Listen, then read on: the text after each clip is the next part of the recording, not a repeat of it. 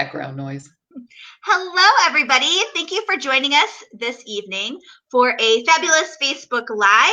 We are super excited because we're going to talk to Lisa Biedenbaugh from Canine Align about hip dysplasia. Hey, Lisa, how are you? Good. Thanks for having me on, Paula. Absolutely. I am so excited to have you talk to our audience about hip dysplasia. And it sounds weird to say that, right? Because hip dysplasia can be a very devastating diagnosis for a lot of people. But I wanted people to know that there's a lot of resources, and you know so much about this area that we can ask questions and really dive into what is hip dysplasia a little bit, and then find out how we can support our pet owners and our pets so that we have a better prognosis. So, Lisa, what's hip dysplasia?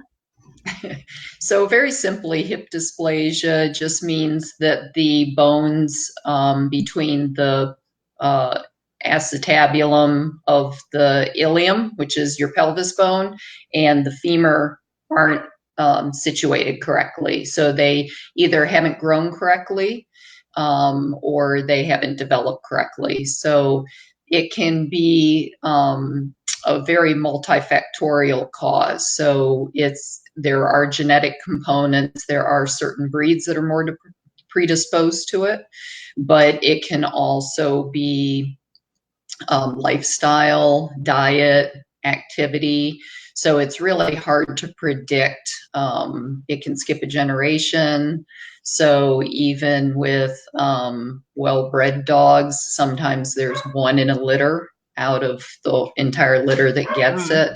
So it's not just one factor. That's one thing I hear from people all the time. Oh, what if did I do something to cause it? But they're really, it's very difficult to pinpoint just one cause for it. Sure. And, I know that so many different breeds can have it. Do you find there's certain breeds that tend to be more likely to have hip dysplasia or that you see frequently?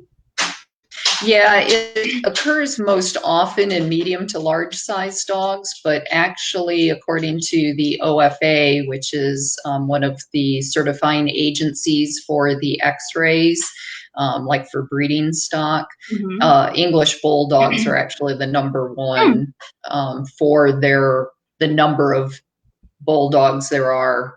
Almost 50% of them have hip dysplasia. Yeah. Wow. Which, for us, it's really common here in Georgia because there's the Georgia Bulldogs. Yep. So, but Labradors, German Shepherds, Goldens, some of the Rottweilers, the Bernese Mountain Dogs. So it's generally the medium and the larger breeds have more issues with it.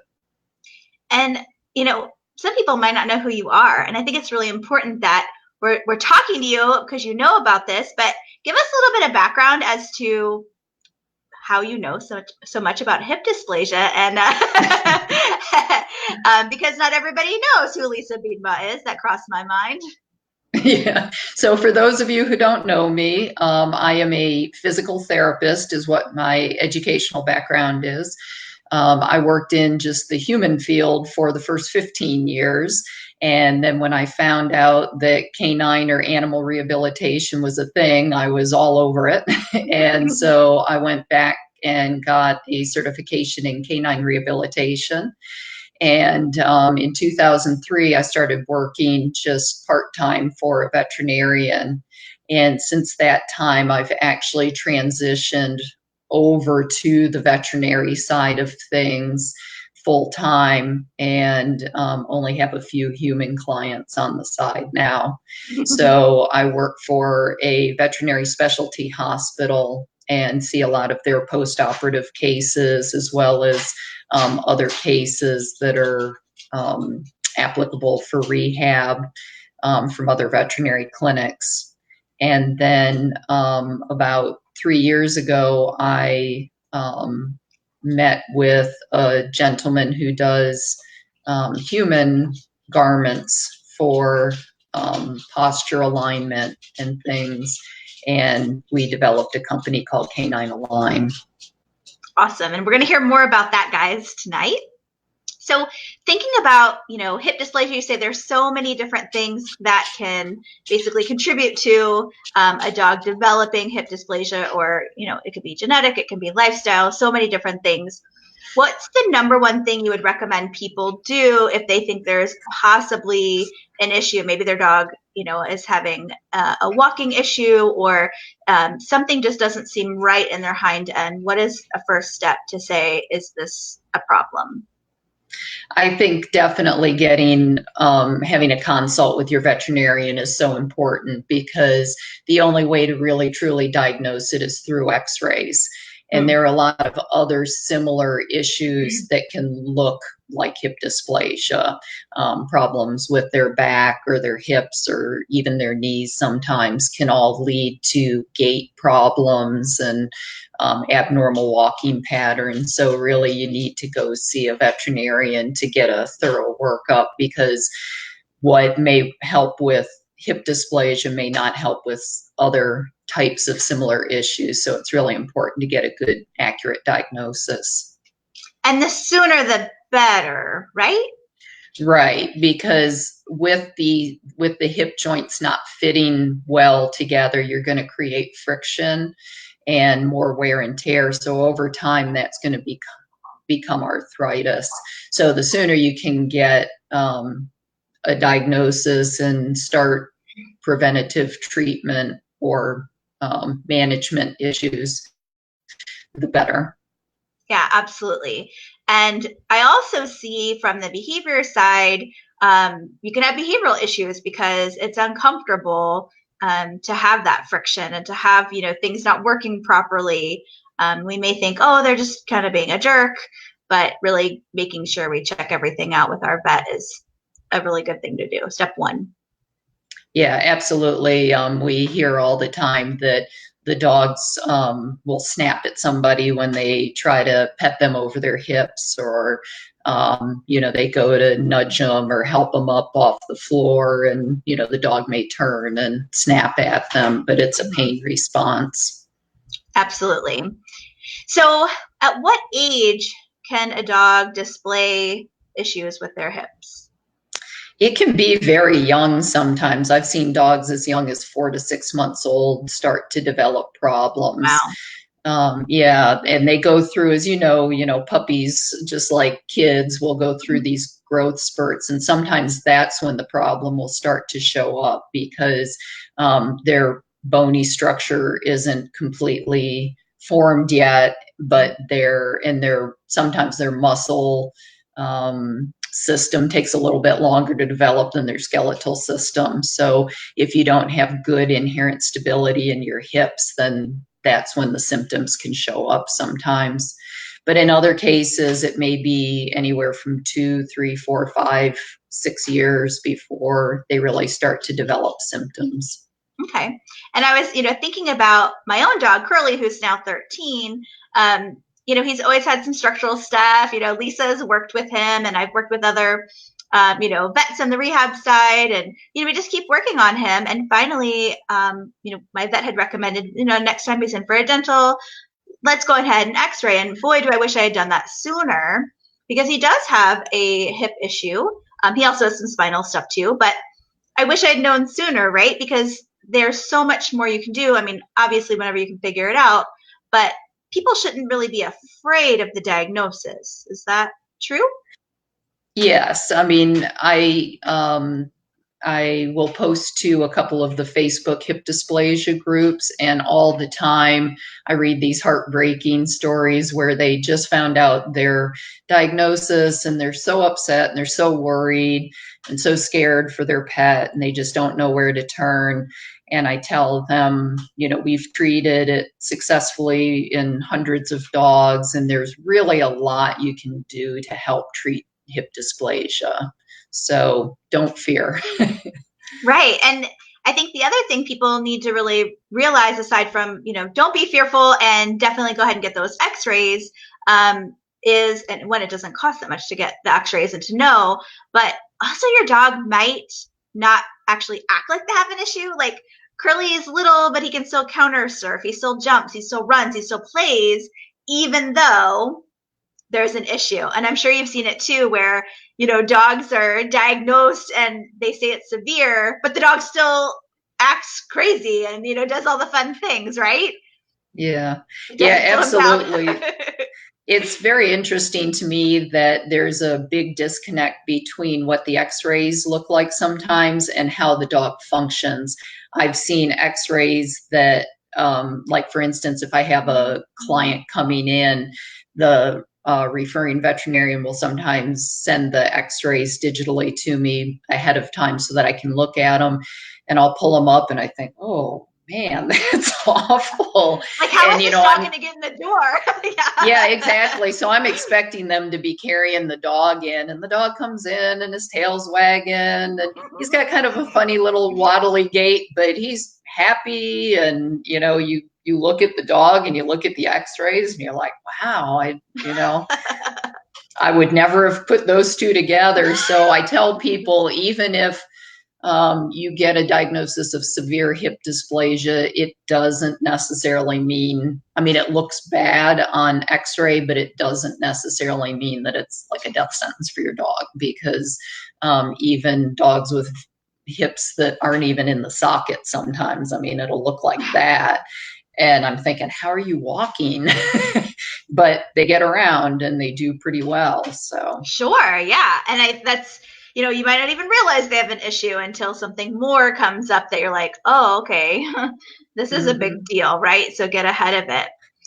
So I want to make sure you guys know, who are watching, whether it's live or the recording, that you can ask questions throughout. I will key those up to Lisa to answer, and I know she and her team will also check the comments later.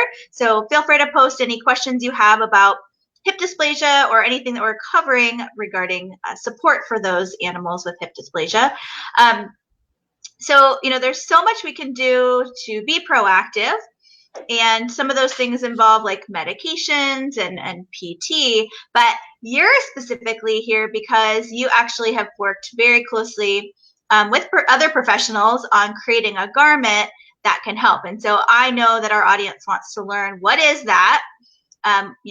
What can it do for my animal if they have hip dysplasia? If they know, I feel like everyone knows somebody who has a dog who had hip dysplasia at some point.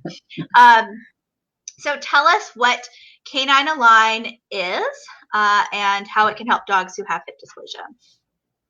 So Canine Align is a therapeutic garment that the dogs wear. It's similar to a bodysuit. This is actually a picture of it. And if you go to our website, which is caninealign.com, you can take a look at it. And we also have some videos on our website to show how it goes on the dog. But it is a stretchy, I'm not sure how well this will all show in the video. This is my model dog. He has a very good stay. The perfect dog. Yeah. Not so much of a sit, but great stay.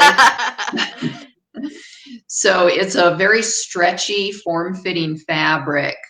So it works kind of like a bodysuit to give you a lot of awareness for your posture. So you have a system in your body called a proprioception system, and that helps you know where you are in space. So for instance, if you start to step off a sidewalk, your ankle muscles will correct that foot position so you don't fall down, hopefully, if it's all working right. Right. So what this garment does is it kind of ties in that front end and that back end of the dog as they move, to give them a lot more awareness. Because one of the things you'll see with dogs with hip dysplasia is they have kind of a sway to their gait, or kind of a sachet, I call it, kind of a waddling gait. So this can help give them more or better awareness of their posture. So as they're moving, it gives their body that sensory input. And then in addition, there are 4 elastic straps. So there's 2 that come up from the chest, and then 2 that cross the spine. and they attach over the hips. So these act like if you've ever played with TheraBand or the tubing in the gym to give you some resistance. So these will provide light resistance over the hip muscles. So as the dog is walking or trotting, they're stretching against these bands. Okay. And that can provide some light resistance so that over time with regular use, they'll actually help to build musculature around the hip muscles or the hip area. And as we found, I think that's the way that rehab or physical therapy works for them so well, is because we build muscle. So with our rehabilitation programs, we really work a lot on strengthening the muscles around that hip and pelvis. And it's not going to change the dysplasia, but it changes their function. Mm-hmm. Yeah, and it helps support them so that they can go longer, right? Right. Well. So that's one of the things that we hear a lot about our from our clients, is that they can walk the dogs more comfortably for a longer period of time. So then that helps build their endurance and helps build their strength. And over time, that can help to minimize their symptoms. So do they wear this garment 24 hours a day? We have in the brochure that comes with the garment, we actually have a step-by-step fitting guide of how to put it on correctly. And then we also have usage recommendations on the back. So it's kind of a progressive wearing schedule so that they get used to it short periods of time for the first few days. And then as they tolerate it longer, then they can wear it longer periods of time. So it's kind of on a personal basis, depending on how the owner wants to use it. If they're home with the dog a lot and the dog's kind of up and down a lot during the day, then they may opt to have them wear it pretty much all day. Okay. Other times, if they work away from home and the dog's pretty sedate or inactive while they're gone, they may opt to put it on to take them for a walk, or if they're going to take them to the park or throw the ball for them, use it during those periods of activity. Gotcha. Okay. Yeah, because it's just like us. Like, would we wear that kind of garment all the time straight away, right? We'd have to build up, especially if they don't have that muscle already there. Right, exactly. Yeah, we don't want them to get too fatigued and have it become uncomfortable for them. Absolutely. Yeah. And some dogs are going to take time even just to get used to wearing something, on them. Right. We do have a question here from Kathy.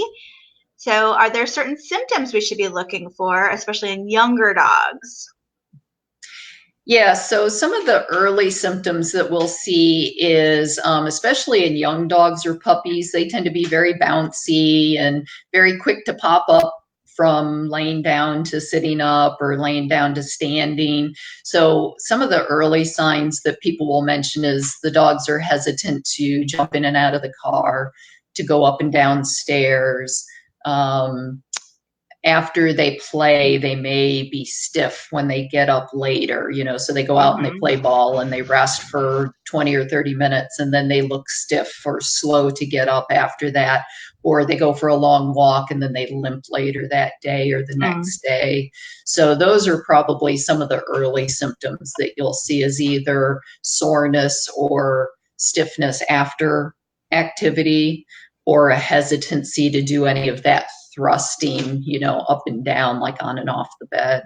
Okay. And do you commonly see dogs who is it more common to have dysplasia in both versus one, or it just depends? It usually will have a dog that has hip dysplasia generally will have it in both hips, because it is more of a congenital and a genetic kind of problem. But it's more common to see it worse in one hip than the other. So it's usually not very symmetrical. So usually there's one hip that's more affected than the other. Okay, and then this garment, would it be used the same way if they had, one worse than the other? Yes. So the nice thing is it covers both hips. So it can be a very cost-effective type of treatment because it will treat both hips at the same time. Hmm. And it's not a restrictive garment. So it's very different than like a compression sleeve or a brace or anything like that. So the whole idea behind the garment is to enhance more proper movement or more correct movement, not to restrict motion. So even if you had a relatively normal hip, it's not going to have any negative effects to that hip. Hmm. It's going to help the body kind of balance then if it's Exactly. okay. And that's so important, as you've taught me, is having a balanced, a balanced body, that the dog, isn't more muscular on one side or, weaker on the other side. So it's good that the garment really helps with that. So thank you for that question, Kathy. So tell us more about Canine Align and how people can learn more about, getting the garment. Where do they start if they, besides going to the website, if they're talking to their vet, maybe their vet doesn't know about this as a resource. So probably the best place is the website to actually go to for more information. But they can also, through our website, they can also contact us directly. We have a contact at button. Okay. So we do have a sizing guide right there on the website to help them choose the correct size and how to measure your dog for the garment. It's not exactly custom, but there are sizes, and so it is important that they measure correctly for getting a proper fit. But we have a lot of owners that they're not sure whether it's going to be a good tool for them to use for their pet, so they can certainly reach out to us. I'm the clinical director of the company, Okay. so any clinical type questions, they'll direct to me. Okay. And then I can have that conversation with them about, tell me more about, what symptoms you're seeing. Have you seen your vet for it? Maybe sometimes we'll ask them to send us a short little video clip of how the dog's moving, because this garment does work much better in the early to moderate levels of hip dysplasia where the dog is still pretty mobile. Mm-hmm. So if we're not sure whether it's going to be helpful, we'll really try to delve more into the case with them to make sure that it's going to be a good fit for their pet. And that's really helpful because, you're here in Georgia, you can't be everywhere. And I know that no matter where you are in the world, you can get this garment, but you might be unsure. And having you as a resource is fantastic, that they can reach out and, really know, is this the right thing for my dog? Right. And even if it is, and I always try to help them with a resource. So, a lot of times if they're not even familiar with veterinary rehab or they haven't looked into that, because again, this is just one tool, this is one piece of the puzzle. So it's just like laser therapy or acupuncture or medications. They all have their place in the treatment of hip dysplasia, but really the best successes that I've seen is when you do a multimodal approach and you have more than one treatment strategy. So, I try to help them even if our product may not be the best option at that point. Yeah, you have to, right? Because you want to make sure that they're getting the best resources, and you have so many people that you've connected with over the years doing this to help Right. them. Absolutely. And like you said, having a multifaceted approach, working with your vet, if they have a local rehab person, working with your team, that's what they got to do, because it's not just one thing. Right. And if they do have that conversation with their veterinarian and they're more interested, I would love to have a conversation with their vet, either by phone or video chat or something like that. Because, like you said, we can't be everywhere. We actually launched a year ago at VMX, which is the large nationwide veterinary conference. So we had a chance to interact with hundreds of vets last year, but even that's just a small fraction of all the veterinarians in the US and even beyond the United States. So I really appreciate when a customer is interested in it. And I feel like the veterinarian sometimes will come on board more when it's customer driven Mm-hmm. than when it's another clinician trying to sell them something. Sure.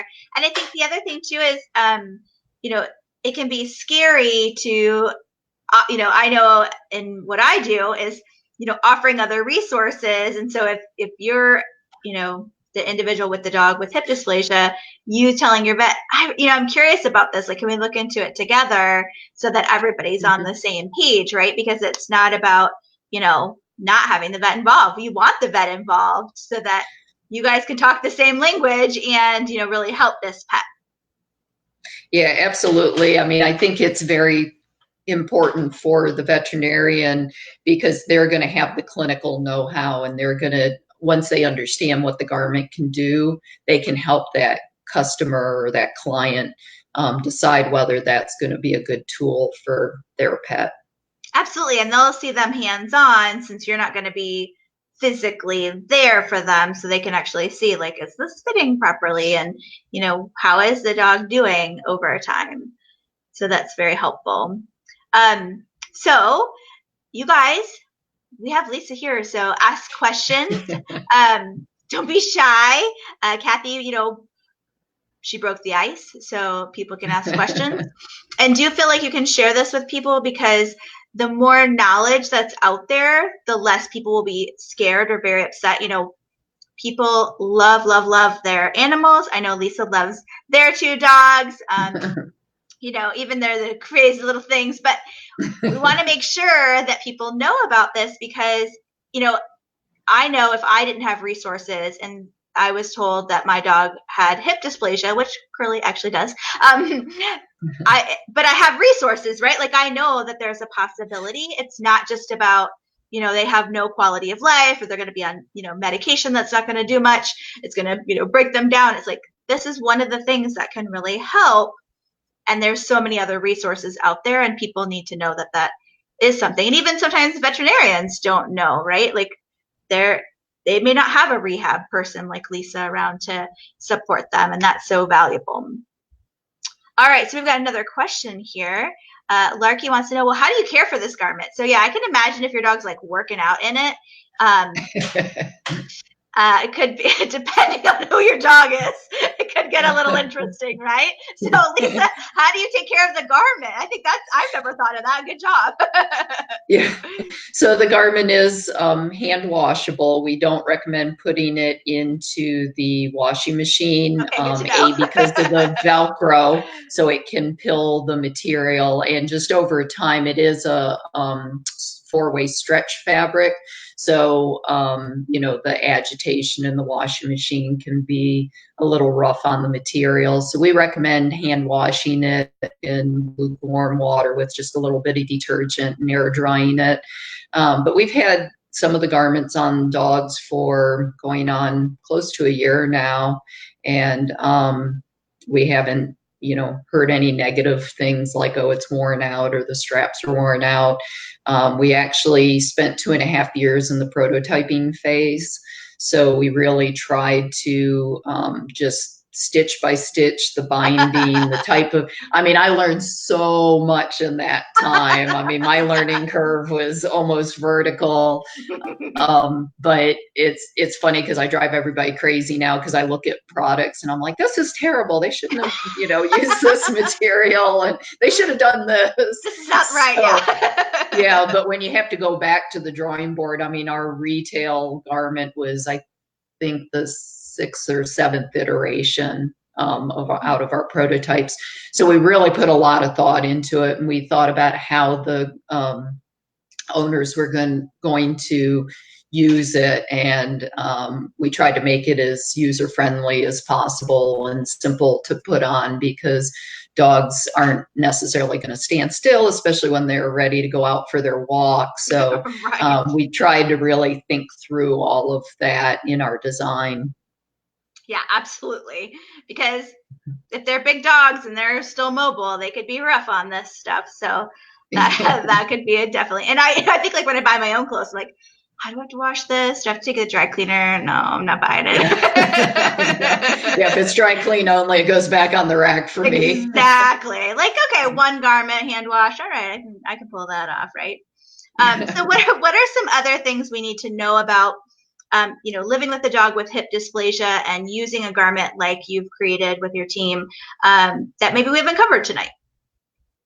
One of the other things that I want to say is you have to realize this is going to be a lifelong management issue. It is manageable, it is treatable. We have dogs that live a good long life, good quality life, but they do change some as they age, whether it be surgery early on or surgery once it gets diagnosed, if that becomes the best option once they talk with their veterinarians or their rehab, people, that we would care for them and do some therapy after the fact. But they do change, with age, just the same way we do. So, I think it's important for them to have a good team in place, the regular veterinarian, possibly a specialist if they're looking at surgical options, a rehab type person or somebody that does acupuncture or holistic type of medicine, because one of the things personally I feel is if a dog gets diagnosed very young in life, you really want to try to minimize the use of pharmaceuticals as long as you can, just to help save their liver. Mm-hmm.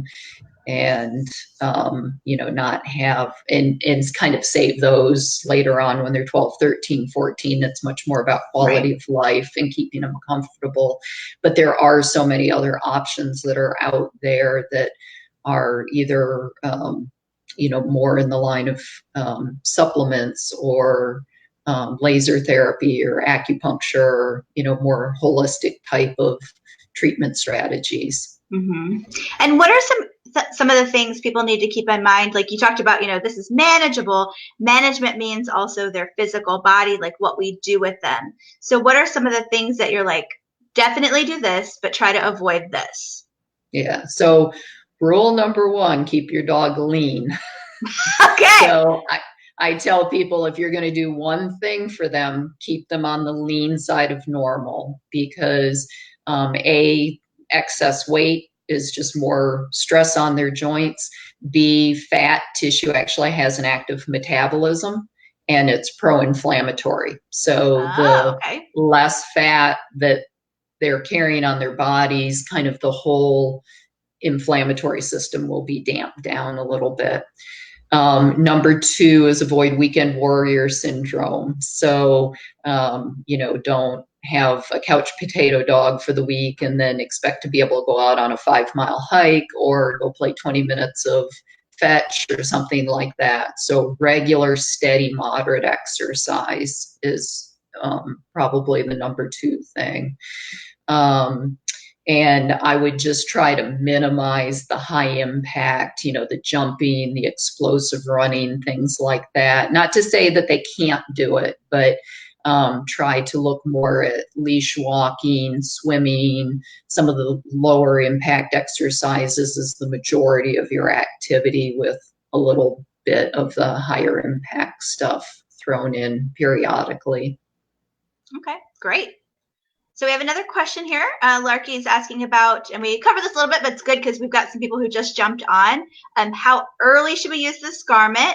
Is it better for symptomatic or as preventative care? Great question.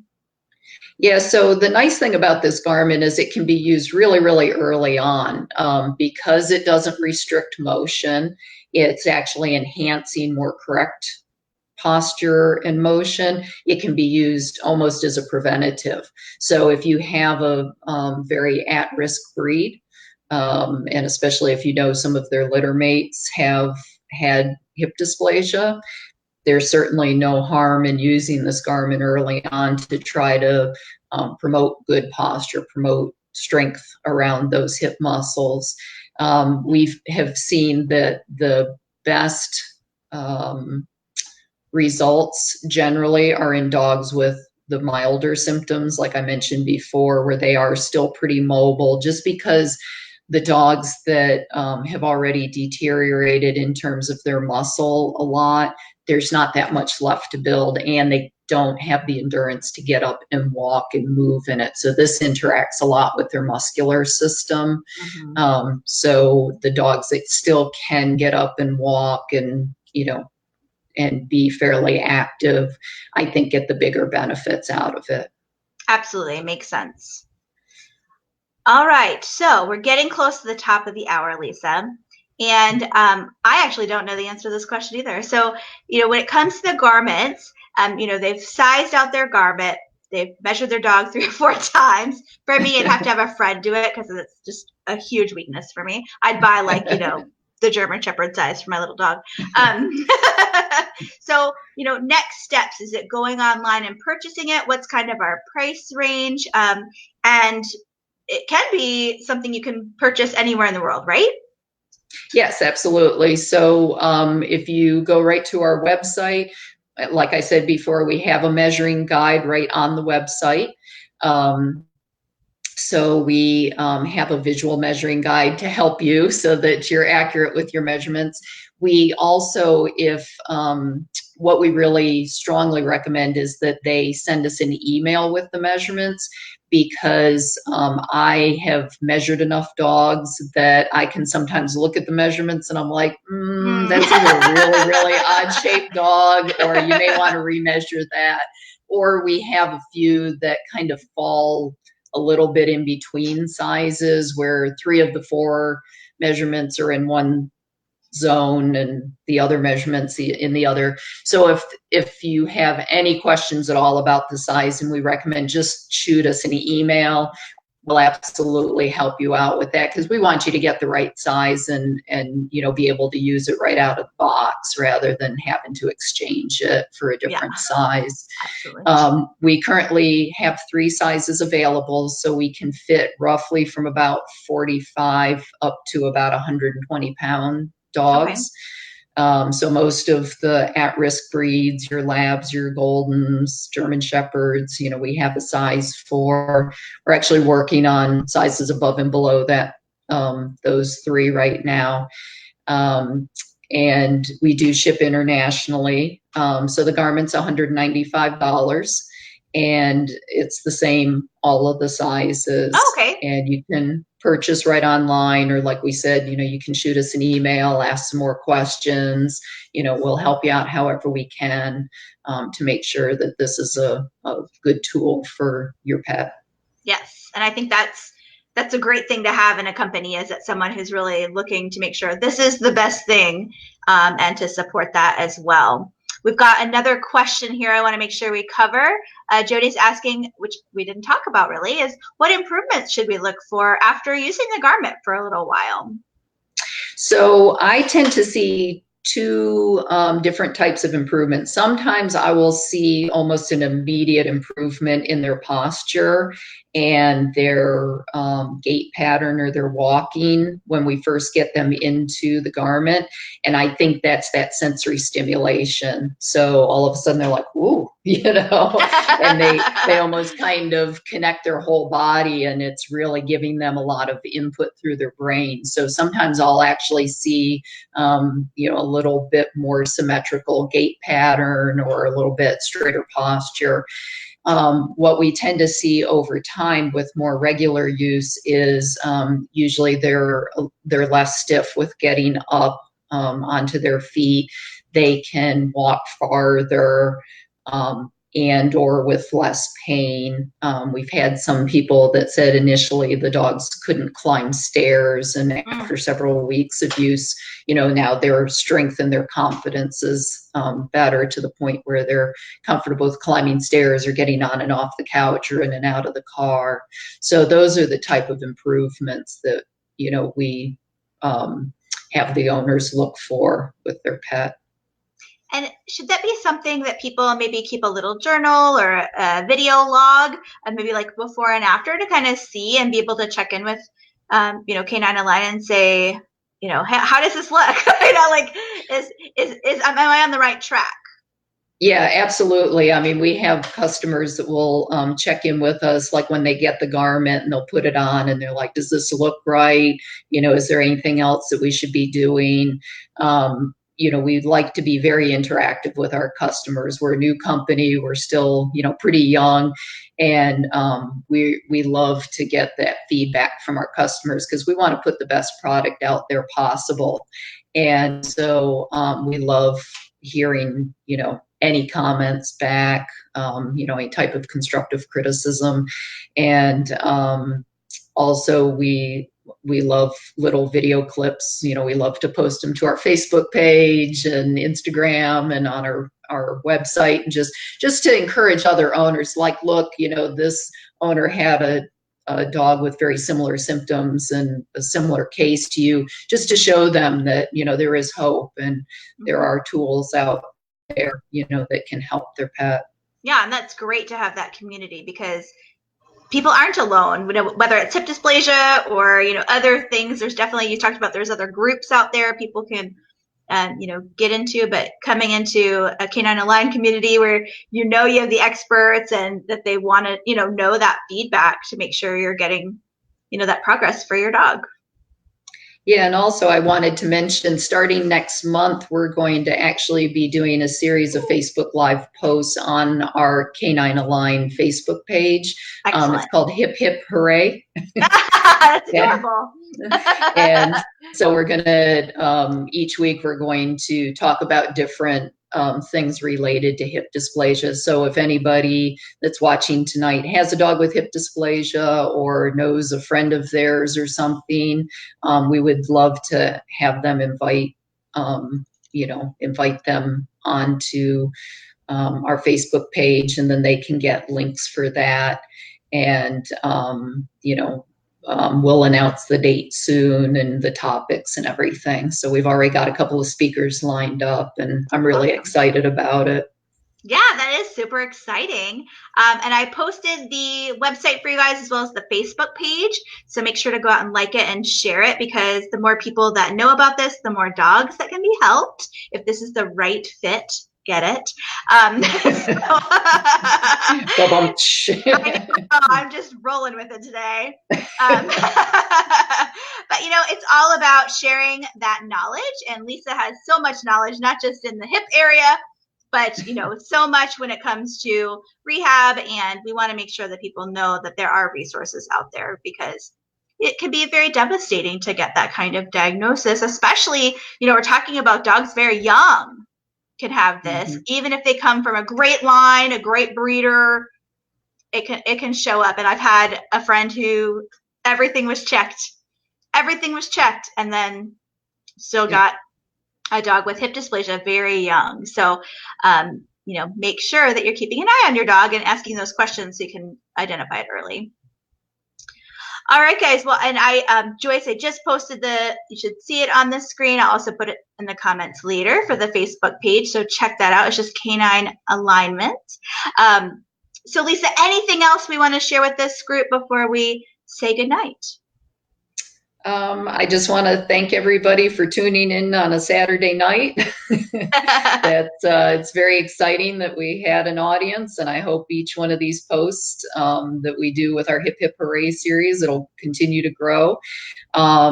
Please reach out to me. You can actually, Lisa@caninealign.com is a way that you can reach out to me if you have any other questions. I'll also go back and look at any other comments that you want to post under this video, and I'm happy to answer any questions related to it.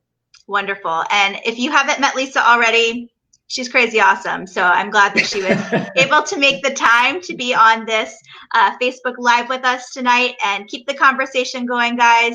Thank you so much for watching. And till next time, if there's any other topics you'd like us to cover, we'll find a friend who can fill us in.